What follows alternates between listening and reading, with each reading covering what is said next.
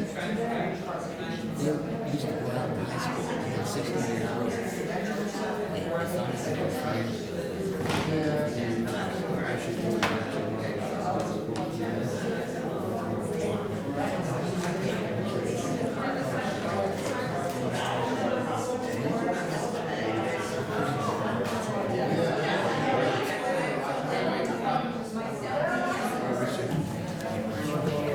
So welcome. I think we're going to get started. So my name is Judy Reitmeyer, and I'm one of the volunteers here for the League of Women Voters, and I'm going to be this evening's moderator. The League of Women Voters is a nonpartisan organization. We put an emphasis on voting. We do not support or oppose candidates or political parties. This evening, we will give you an opportunity to gather information about the candidates for the Schenectady City Council, the County Legislature, the City Court Judge, County District Attorney, and County Sheriff to help you make voting decisions. All of the candidates who will be on the ballot on November 4th have been invited to tonight's forum. These candidates are serving our community and participating in the democratic process by their willingness to run for office. So we have a few ground rules. We ask that no campaign signs, buttons, or literature be distributed in the room.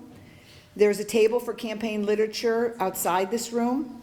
There's also information about the League of Women Voters. Please take a look.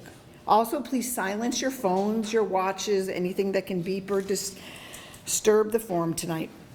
And also, there's no video or auto recording of this event other than the video recording that the League has already authorized. You are welcome to submit written questions on the cards that are distributed. The questions should be suitable for all the candidates to answer. Please hold up your cards, and there's ushers around that can take them and collect them throughout the forum. Each candidate will be asked the same question. Questions will be screened, and questions that are unclear, hostile, or of a personal nature will not be used. Questions that fall in the same general area may be consolidated. There's often not enough time to cover all the issues. Please feel free to contact the candidates directly for more information.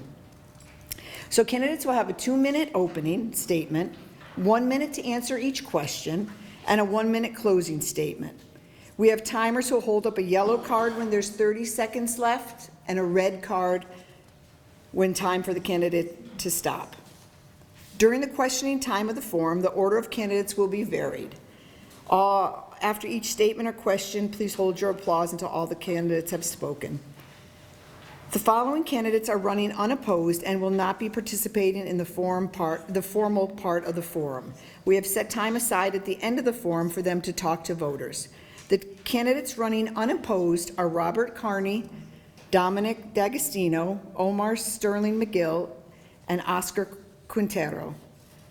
Now to introduce the candidates. Let's see. Raj Ishmael and Tommy Kennedy are running for one seat on the County Legislature District 2. Mr. Ishmael declined our invitation. We also have Hayden Engert, Damani Farley, John Mudavaran, Marion Porterfield, and Kim Wiggins running for 3 seats on the City Council. Mr. Eggert, Mr. Mudavaran, and Ms. Wiggins declined our invitation. So we're going to begin with opening statements, and we'll go with Tommy Kennedy first. Before I begin, I'd like to recognize the Women's League of Voters. This organization has, in its 150th year, and it's been hosting events like this, and it's extremely important to the democracy of our country. Once again, my name is Tommy Kennedy. I'm a lifelong District 2 resident. I've lived there pretty much all my entire life, except for my 8 years serving in the military in the Iraq War. Tonight, I will share and believe it is important for District 2 going forward in the next 4 years. Our city is facing challenging financial future. I view issues that affect our city as well as the responsibility to affect our county as well. My role as a county legislator is to find those solutions. I also believe that we can provide a voice for those who aren't heard in the county legislature. If anyone knows me, I don't accept the status quo. I'm not afraid to shake things up. However, I believe in my heart and soul, the way forward is to forge relationships between all parties and hear all voices at all times. Thank you very much. Okay. So first of all, I'd like to say I'm honored to be and sharing space with you here tonight. I'm going to make sure everyone can hear me. Okay, all right. Use my dad voice. My name is Damani Farley. I'm a lifelong city of Schenectady resident, born and raised here. Over 20 years of experience of service delivery for families in need.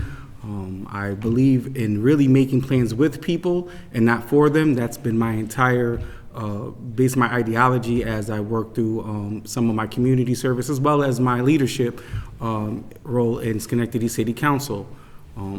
I think we are facing some challenging times in our city, but it's important that we look back to the challenging times that we have faced before and some of the lessons that we've learned. And I kind of think back to COVID, which was a hard time on our entire country, but I think about the way that we pulled together as a community. I can remember multiple days being at the Schenectady Boys and Girls Club and watching our county officials, city officials, hundreds of volunteers give food out, make sure families had the things that they needed to be okay.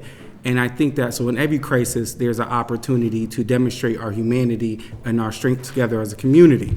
I think right now we see in our political climate, things are more polarized than they've been in some time.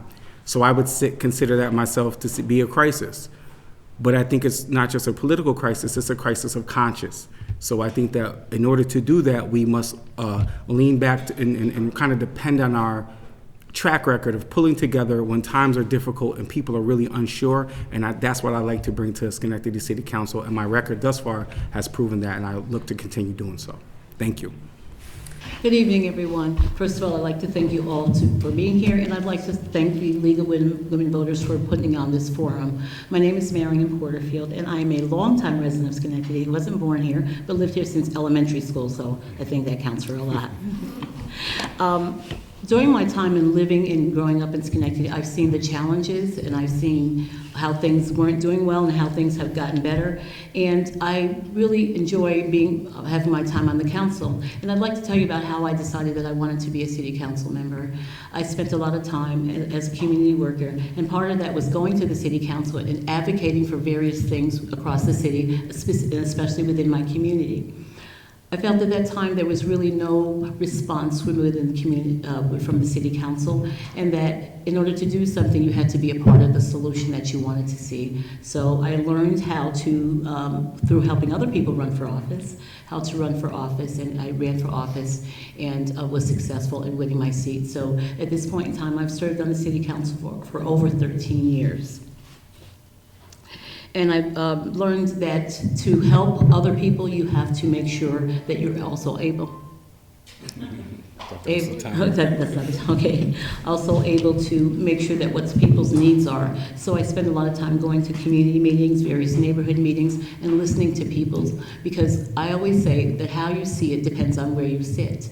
And I can't sit in the seat of every single person that lives in the city of Schenectady. However, by engaging with communities, I can at least bring their voice to the table and be a listening ear to things that maybe they won't have the opportunity to bring forward on their own. So I look forward to your questions, and let's just have a good evening together. Thank you. Thank you, everyone. So we're going to begin with questions for the county legislature first, so for Mr. Kennedy, and we'll have questions that we'll go through for you in their entirety, and then we'll move back and forth between Mr. Farley and Ms. Porterfield for the city council questions. So for county legislature. So for Mr. Kennedy, what visions or plans do you have for the youth of our communities, all municipalities, regarding affordable, recreational, and extracurricular activities? I guess this goes here. With educational and business experience, how can you apply these skills as a legislator if elected, and to help our county to be more fiscally responsible? Kind of an open-ended question there. That was like, seemed like 7 questions at once right there. Let's keep it to what visions or plans do you have for the youth of our community? Vision and plans for the youth community. Grew up in, as I grew up in Schenectady, actually grew up with Damani, actually. And, I think sports programs are extremely important for young boys and girls. It helps get involvement also with parents as well. It teaches our young boys and girls how to work as a team. I mean, that's extremely important. I know one thing definitely that when I was growing up in Schenectady, we had 5 little leagues. Right now, Schenectady only has 1. I think it's extremely important that we start getting the children involved in something like that, which includes as well as getting the parents involved as well. Kids can't play sports if their kids can't be a part of it. So, growing up playing sports all my entire life, it taught me so many life lessons, and I think it's extremely important for our youth to be involved in sports. And Central Park, they've done a lot to. Sorry, I got nervous there. I see what they're doing at Central Park, and, I think money needs to start going a little more to Central Park. There's empty buildings in Central Park that we could be using to do different community outreach programs. All right, so that wasn't a part 2, it was a second question. So, Mr. Kennedy, with educational and business experiences, how can you apply these skills as a legislator, if elected, to help our county be more fiscally responsible? Well, I can speak on the business part of the side. For you people who know me, I run KDO Burns in downtown Schenectady. Extremely successful business, and that takes a lot of work. And there's a lot of hard decisions you have to make. And for the last 16 years, I've had to make those hard decisions, and we've been a success. And I think I can use that experience to bring more of a business side to the county legislator. Thank you. So, Mr. Kennedy, would you support composting programs to help reduce waste going to the landfill? Of course. Why wouldn't you? That's important. Waste is a major issue, not only locally, but nationally. We're getting bigger as a community, and we need to start looking at different ways to help negate some of the waste we create. Thank you. So, Mr. Kennedy, can you please explain why you do or do not support the Save the Stuff bill, in which takeout orders only receive single-use plastic items upon request? Do or do not support the Save the Stuff bill. Takeout orders only receive single-use plastic items. Well, that's actually a great question for me, if anything. Plastic is a big problem, and especially in the restaurant business, plastic is given out freely. I don't necessarily believe in the whole paper straw program. I think that puts a lot of cost on businesses, because obviously things that are more, it seems, in my opinion, things that are more environmentally friendly are more expensive, which is something that we have to look at. And when it comes to plastic, I think we should limit plastic use. Thank you. How will the county cope with reduced funding for Medicaid? Well, there's the county has a surplus of funds, and, we need to start looking at that surplus. And maybe we need to start taking some of that to negate some of the medical costs, especially with Medicaid.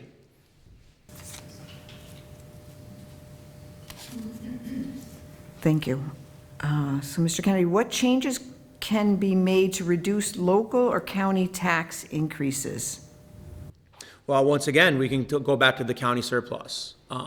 It's our money, and right now, people are being hit hard by taxes, and that's some money that can be starting to divvy out to start relieve some of that stress. Thank you. Would you support a skip the stuff rule that would require? Wait. Just, The bag thing. Oh, yeah. Maybe that's twice. I guess it's important. yeah, I guess it's important. Though this has, it was the same basic question. As a former public health nurse, What can the county legislature do to support public health? Whatever they can, anything possible. I mean, public health is extremely important right now. I know Damani mentioned COVID, which obviously was a gigantic stressor on all of us over 5 years ago. And there's funds. We need to start looking at public health as almost as a crisis. We're not, private healthcare doesn't seem like it's working great, and more and more people are having to resort to public health. And, it's something that we need to look at, and there needs to be ways to kind of negate some of those costs that people are being hit hard with. Thank you. This final question that was handed in. How should the Sheriff's Department respond to enforcement actions by federal ICE officers? I don't think that's a fair question to ask. I think, we trust in Mr. D'Agostino to uphold our laws. And, I'm a big supporter of police, and I think that's a question that's a little more suited towards them, not me. Thank you. If anyone had any other questions that they wanted to hand in for the county legislature, I guess that's it for now. So we will do closing statements at the total end, but we will move on now to city council questions, and we will I'll move back and forth between Mr. Farley and Ms. Porterfield, and hopefully these questions will come out a little clearer. So we'll start alphabetical order with Mr. Farley. And again, 1 minute for the answers, and then we'll go to Ms. Porterfield. So, Mr. Farley, what are your views on the good cause eviction law for Schenectady? Well, that's a pretty easy question. I'm pretty happy I got that one first, quite frankly. So I actually brought forth the good cause eviction legislation for the city of Schenectady. And good cause eviction is exactly what it sounds like. I grew up in Schenectady my entire life. I've seen, times where times were good, and I remember when GE divested from Schenectady, and, things weren't as well. And I also, was here for the kind of the resurgence of our downtown and things that we're seeing. What I will tell you is what I never saw was families living in the street. People actually sleeping in the street is something that we have now in the state of Schenectady. Good cause eviction simply says that you cannot evict someone out of their house unless you have a good cause, such as them not paying their rent, breaking a law, and or breaking their lease. And I've talked to multiple landlords, and once people start to understand what it is and understand more so what it's not, they tend to support it. It's about neighborhood stabilization. Thank you. Thank you. Well, when the legislation came forward, I did support the cause eviction, and I didn't do it just by reading the legislation. I took the time to speak with landlords and to speak with tenants, because you have to see all sides of the argument before you make some decisions. And the feedback that I got, mostly from landlords who were against it, the things that they presented was not things that the legislation didn't already cover. So it was difficult to understand why there was no support for it. Everything they said, I can't evict people, all of the things the arguments that were given from my perspective were not things that upheld not supporting the legislation. And we don't want to see people displaced, and it's happening more and more in our city. As I said, I didn't grow up here, but I've lived here for a long time, and I've never seen so much homelessness and so many people struggling to make ends meet. And this would have been an opportunity to work with landlords as well as tenants to come to a common understanding and agreement of how we can solve this problem. Thank you. Ms. Porterfield, next question start with you. How do you plan to communicate with voters? Well, I already communicate with voters. I do that on a pretty regular basis. I'm extremely accessible. I table at the Green Market every second Sunday, and people get to see me there and be there. When I get emails, I respond to people. And by going to as many community events as possible. There are a lot. I don't get to all of them, but I try to make it to all of them into neighborhoods across the city, because that's when people really connect with you. They don't necessarily come to the city council and have the opportunity to connect. So I make it a point of being out as much as possible with the public and engaging and hearing from the public, and also sharing ideas that I can bring to the table, because all the ideas don't lie at the people at the table. There's so many ideas out in the community that by listening can be brought forward to the city council. Thank you. Mr. Farley, how do you plan to communicate with voters? Well, I think, I agree with a lot what Ms. Porterfield said, and I think it's not just what you do, communicating with voters, but it's really how you do it, right? And again, I really believe in making plans with people and not for people. So I'm looking for reciprocal communication. So, what I'm very proud of is my ability to be in neighborhoods, talking with people around, conditions, issues that will really change their material conditions, the way they live. So I'm someone who I don't wait for campaign season to come knock on your door in a way that now you've never heard from me any other time. I make sure that I'm in certain community spaces and community events, but not just for photo ops, right? Like that's something that I don't do much of. But I make sure that my time that I'm interfacing with people, it's about real issues, and we come up with collective solutions. Mr. Farley, would you support a composting program to help reduce waste going to the landfill? Yeah, absolutely. I would support that. And again, I think it's not about exactly what you do, but again, how you do it. And I think that as leaders, we're always trying to balance the tensions of what's good for the economy, as well as what is good for the quality of life for the people that live in the city of Schenectady. So I see that issue as that, to me, is kind of a no-brainer, but I also think that we need to be a little more innovative in our ways to a program that not only can work with reducing waste, but there's opportunities to have some economic benefit of creating jobs by doing so. Thank you. Ms. Porterfield, how would you support a composting program to help reduce waste going to the landfill?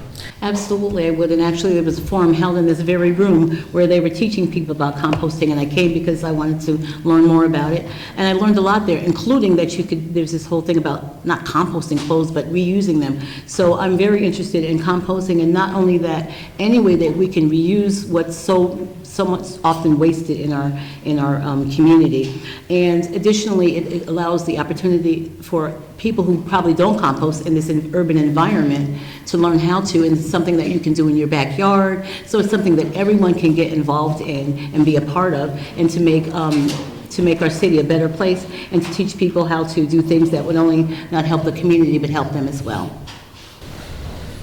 Thank you. And Ms. Porterfield, this will be a new question for you.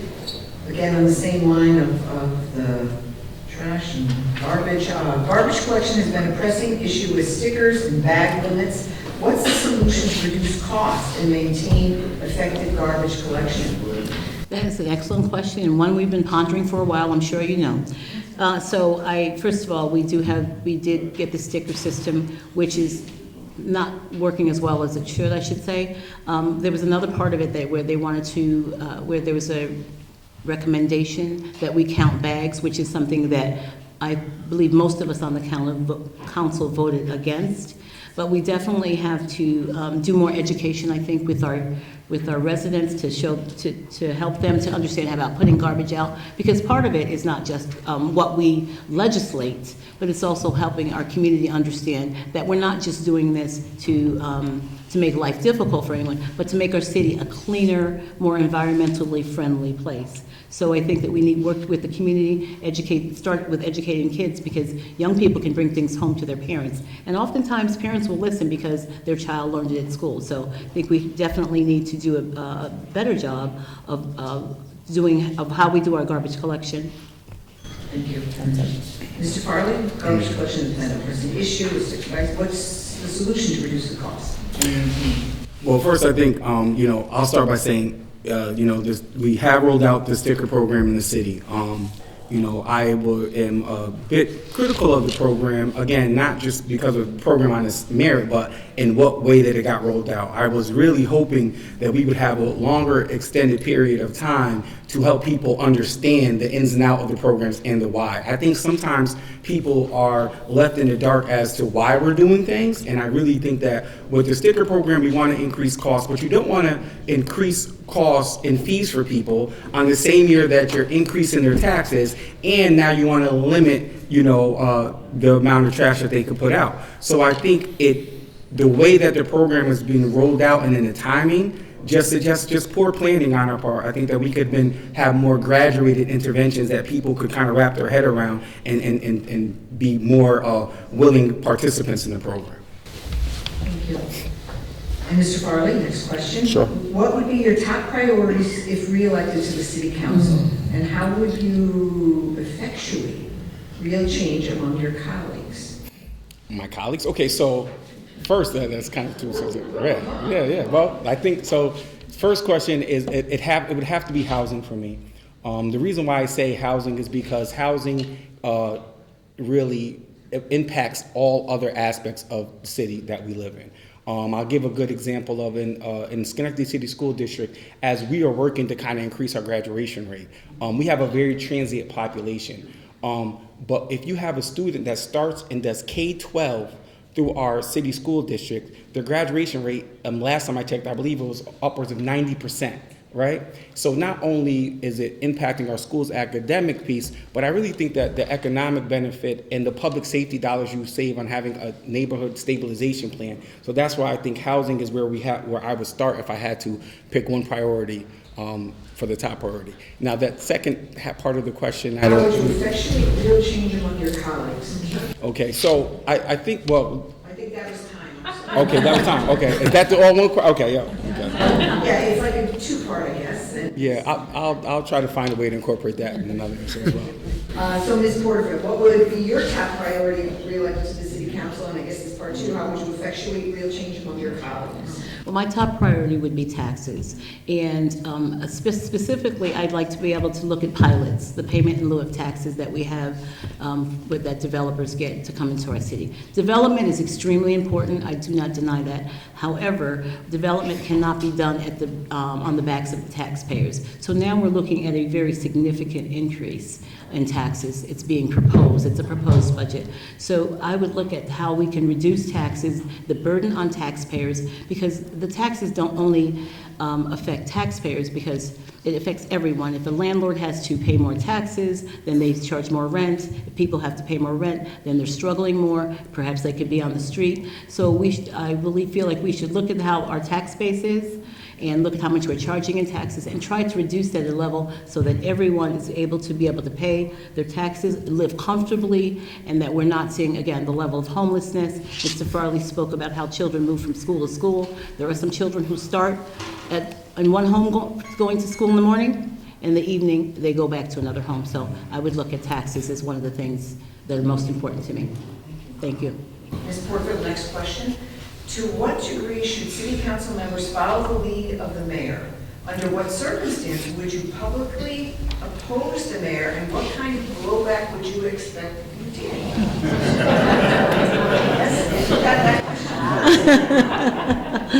Okay, so first of all, the city council is the legislative body, and the mayor is the... You already saw some. I see what happens when you say That's what happens. We start? Thank you. So first of all, the mayor is the administrative and the council is the legislative. It is our job to create legislation in concert with the mayor, and it is the mayor's job to implement it. And no, we don't always agree. Am I willing to disagree? And the answer is yes. We all know that I ran for mayor. So, because I feel that it should not be a dictatorship. We should all be working together. And when I first came to the council, it was more like that. So I would definitely, if there's something I disagree on, I'm going to disagree and not just go along to get along. And I'm willing to take the chance of not being favored in order to get that done. Because my job is to serve the residents of the city of Schenectady. And all voices have to be heard and represented. So I want to make sure I do that. So I don't go along to get along. It has cost me, but it's okay. I'm willing to still stand up and be the independent voice, because at the end of the night, I have to look in the mirror at Marion and say, did you do the right thing?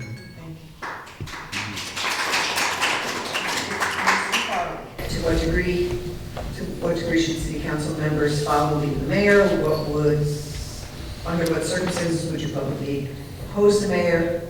Yeah. I'm just rereading the question for you. And what kind of blowback would you be expected to get? Okay, so I think our city council we don't want to be disagreeable just to be disagreeable with the mayor. I think that, what you're seeing right now, our current political climate is a direct result of disagreeing with our mayor. And I think when people are in positions of power for a long time, sometimes we start to, there's no one in this room who wouldn't like to go to work tomorrow and make all the rules, right? And right? I think that, a lot of people like to do that. But I have disagreed with the mayor quite publicly when necessary. A good example is just, last year's budget, I voted no because I just know that in good conscience, I can't talk about increasing fees and increasing taxes on residents at the same time approving an almost $20,000 raise for our mayor. It's that we don't want to disagree just to be disagreeable, but like my father said, you do not win anything you lose yourself in. And integrity is key for me, so I'm always going to be who I say I am, and it did come at a cost. As you know, right now we're running on a single working families party line, but it was worth it, and I would do it again. The end, just to keep things moving. It is challenging to have 1 minute to answer these questions, so I appreciate everybody, complying with that. So, Mr. Farley, next question Sure. to you. What services does the city provide that you feel are most important, and why? Okay, so I think that, our public safety, I think, is most important. And the reason why that is that, nothing in the city, our quality of life, we cannot maintain a certain quality of life without public safety. But I think that I'll talk a little bit really quickly about our youth program. I was very proud to spearhead the first city-sponsored and school district partnership youth employment program. I did that not only because it helps kids stay out of trouble, we know what happens with youth in idle time, but we also get the benefit of that economic boost, that dollars that we invest in our youth stay in our community 4 times more than any other dollar that we invest. So there's a host of data where people much smarter than myself who put together to say that this is something that works. And I think that's where we have to look at. We have to look at everything isn't a cost. Some things are investments. And if we're willing to make the investment up front, then we save money moving forward. And that's just one area I think, but it's really important, our public safety, including our youth. Ms. Porterfield, what services does the city provide that you feel most important, and why? Of course, public safety is important, but I also feel that services to our residents, making sure we have good infrastructure, making sure that our roads are good, and all of those type of services are really important. I hear from people all the time, their cars are damaged and different things happen because we're not maintaining our infrastructure. So people are paying, we are paying, I won't say people because I'm a taxpayer too, so what impacts you impacts me. So we should make sure that as the taxes are being paid, that we're maintaining our communities, be it infrastructure, sidewalks, and all of the things that are necessary for people to have a good quality of life, including keeping our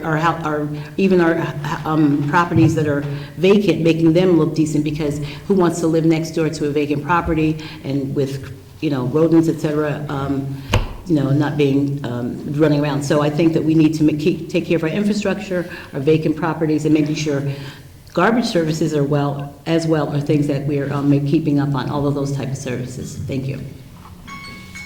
So next question to you, Ms. Porterfield. What changes can be made to reduce local or county tax increases? Well, I kind of spoke about this, but again, I think I go back to the pilots. I really, and actually right now I'm asking to take a look at the pilots and how many we have out there and how much people are getting in pilots and how we can reduce that. I think that is one of the places that we really have to look without hurting our developers, but also without hurting our taxpayers as well. So still giving pilots, but making sure as the years go by, the amount of pay that pilots that people get are decreasing and more money is going back to our taxpayers. I think that's one of the ones we'd strongly have to look at. And in addition to that, to make sure that we're budgeting our money properly, and that we're only paying for things that we essentially need in the city. And that we're also attracting, let me just say, that if we attract the best people for the job, they will do the job extremely well, and I think that really helps in terms of providing services to our taxpayers. Thank you. Mr. Farley, what changes can be made to reduce local or county taxes? Okay, so I'm glad to be able to answer that question from a place of what things that I'm working on and currently doing. I'll use an example. I just introduced some legislation to City Council where I'm asking to work with within the council so we can come up with some incentive packages for our teachers that are teaching our city school district. So these are a lot of people that are very gainfully employed, good middle income jobs that are supporting other tax bases, right? So what ends up happening is that it becomes like almost like an extraction of our tax money, and it's going to other other tax bases. We just took in, I think, over 40 homes in foreclosure. Wouldn't it be great if we could work with our like community loan fund and some of our banking institution partners to say, let's come up with a program that makes it attractive for these young professionals to come here and take roots here, which obviously will support our tax base, support our local economy, and as well our neighborhood stabilization that we keep talking about. Win, win, win. So next question for you, Mr. Farley. How should local law enforcement respond to ICE activities in the city or county? Certainly. So again, I'm a supporter of our local law enforcement, and I want to be clear that support doesn't look like a rubber stamp, right? Support still involves accountability and checks and balances. And I think that what we see happening across our country is unacceptable, and I think that our local police officers need to make sure that they are prioritizing, making sure they're operating within the parameters of the law, but not contributing to anybody being kidnapped and taken away from their family. I just put forth some legislation right now in our city to get certain type of licenses to open a business. It's required for you to come in with your immigration status. Now, it is not happening in practice, but that's happening in our policy. So what I just brought forth some legislation saying, let's change that language so people can, if you're going to use this information for the source of identity, so you can identify who you are, well, there's other ways to do that, and that can be an option for people. But I don't want to be a part and contribute to what we see happening in our city, our country, because it's just unconstitutional, quite frankly. Ms. Porterfield, how should local law enforcement respond to ICE activities in the city or county? So when you say ICE activities, are you assuming they're happening, but? Okay. So first of all, I've had this conversation with our police chief, and he has said that they're not involved in any of the kind of things that, in terms of ICE. And you may have heard that one of our city employees made a phone call and kind of said, I didn't kind of say that, maybe you should get ICE to come to this particular location. So I don't think our city should be involved in that. What I've seen actually nationally and in other cities is really heartbreaking and tearing people away from their families. And unfortunately, some of the people that have been removed from their families, some of the people that have been taken in are not even are Americans, and they have the correct paperwork. So I don't think within our city we should be involved in ICE activities. We should definitely, any citizen who is not law-abiding should come under, should have to answer to that. But by targeting people based on what people think they look like or where they think they're from, I'm 100% in disagreement with that. Thank you. Next question, Ms. Porterfield. The mayor's proposed budget includes a 17% tax increase and an increase in garbage fees. Why do you think we're facing such a large tax increase, and what would you do about it? So I believe that we're facing such a large tax increase is because we got American Rescue Act funds, ARPA, and a lot of that money was used to use in the budget.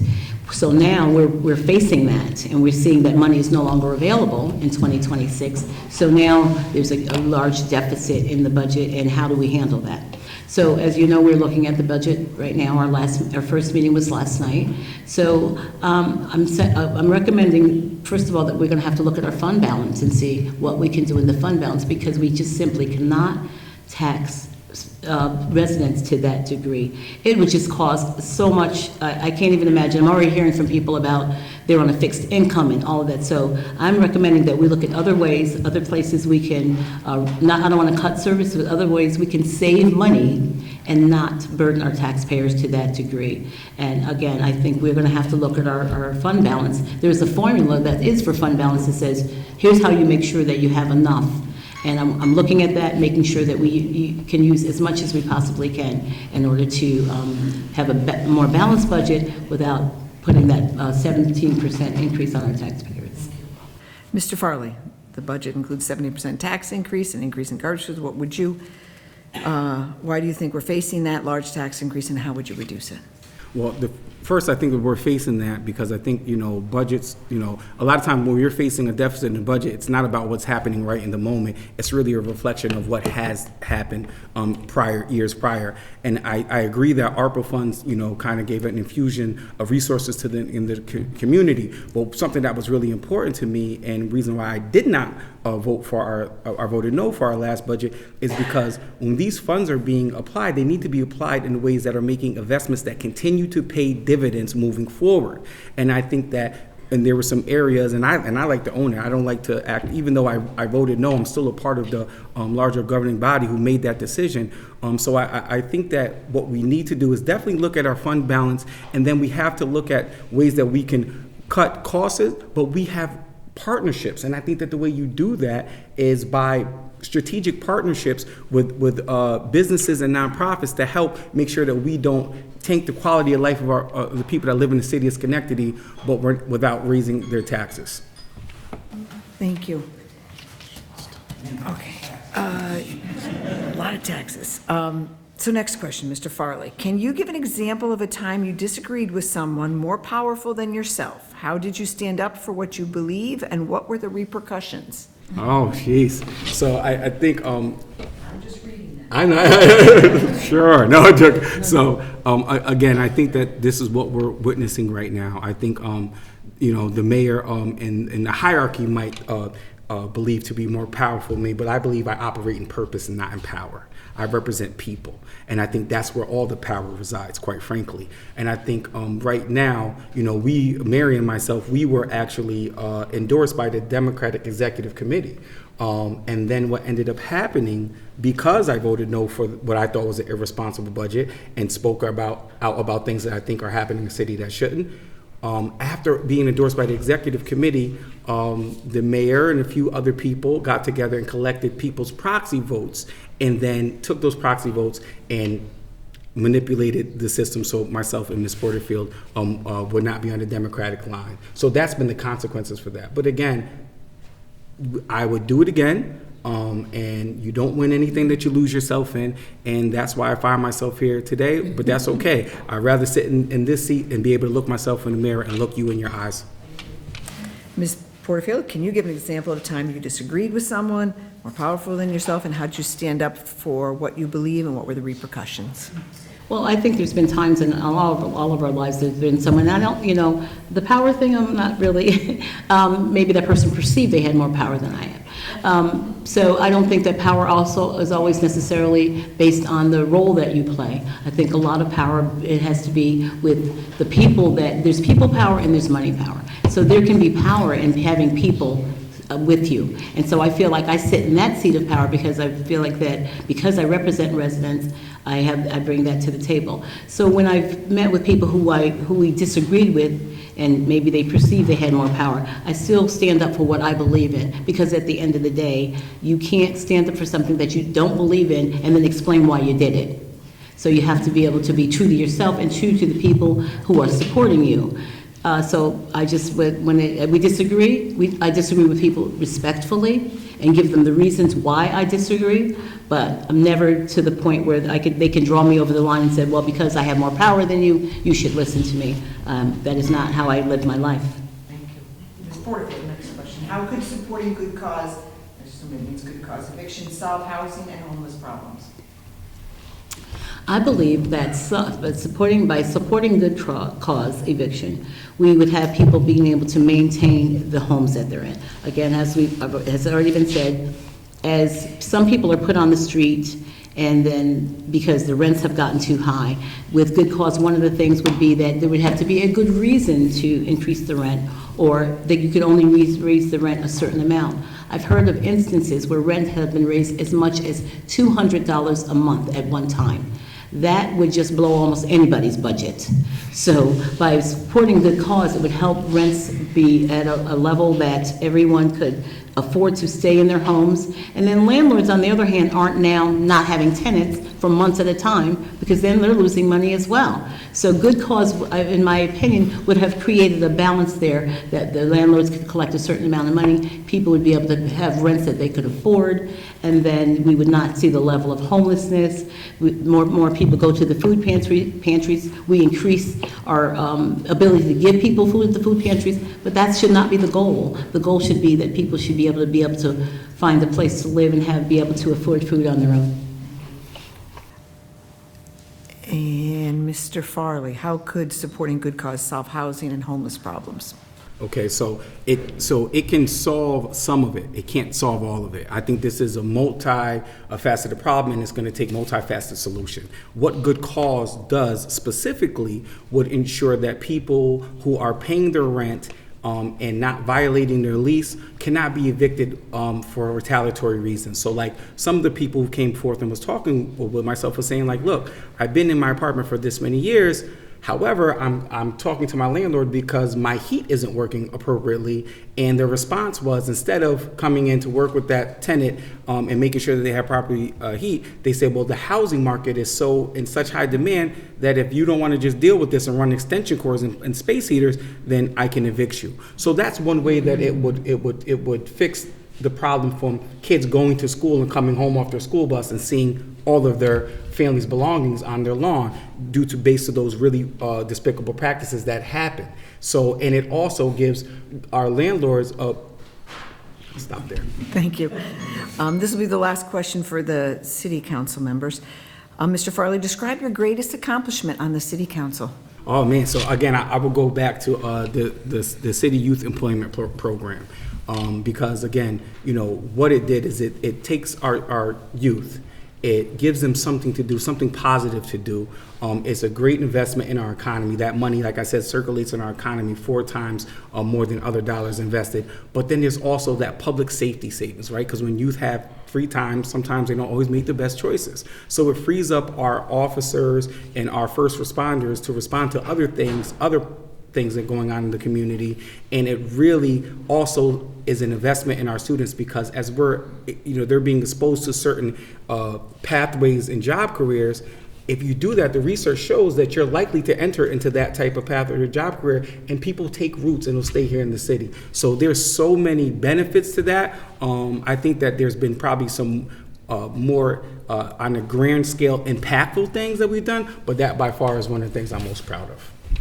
Ms. Porterfield, describe your greatest accomplishment on the city council. Okay, so I would say supporting and making affordable housing, and making sure that affordable housing, the developers that come in for affordable housing, make sure that it actually is going to stay affordable for a while. And in addition to that, that people who live in the city are able, contractors or people who do that kind of work, are able also to get work on projects that happen within their cities. That specifically happened on a project called Joseph Allen Apartments, named for a former council member, when the developer came in, our community came together and questioned them about the affordability of the projects, as well as whether people would be able to work there. So I think my greatest accomplishment is working on affordable housing, which is something that I continue to do. Thank you. Thank you. We have a couple more questions for County Legislator, for Mr. Kennedy. So, Mr. Kennedy, how would you make Schenectady better? There's a simple. It's a pretty simple question with a big answer there. Make Schenectady better. I think just making Schenectady better is such a hard question to ask, because there's so many problems that we face today with tax raising, homelessness, crime, all of this stuff. That's all part of that big question. I think it's important to be accountable, not only as a county but a city level, holding council members accountable for their actions, and just believing in our community. I see the sign of the new Schenectady. I see it every day when I drive up Route 7. And I always ask myself, well, what is the new Schenectady? What is it, everyone? I don't know yet. That's the $1 million question we're asking, because I grew up Schenectady and I love this city. And I don't think we need a new Schenectady. I think we just need to fix some of our problems. Applause at the end, please. We'll hold that. Thank you. And last question for Mr. Kennedy. As a person running a business that challenges, as a person running a business, what challenges have you faced with high taxes, and what changes would you like to bring if elected? Well, that's a great question because, Schenectady sales tax is 8%. County legislator had an opportunity to bring it down 0.5%, and they voted against that. And an 8% sales tax versus a 7.5% sales tax, that's a huge difference. If you're buying a brand new car for $50,000, instead of paying $4,000 in taxes for that vehicle, you'd be paying $3,750, which I'm sure everybody here would like to save $250 on a purchase. So that's definitely something for business. And as well as we could take some of maybe that business from Albany that's an 8%. Saratoga 7%. We need to start attracting more business into Schenectady. And I think looking at sales tax is something that we could look at right away. Thank you. And I think that's it for questions. So we'll move to closing comments, and we'll start with Mr. Kennedy and go to Mr. Farley. 2 minutes. And 2 minutes for that, correct? 2 whole minutes, all right. I'll keep an eye on you, all right? Okay.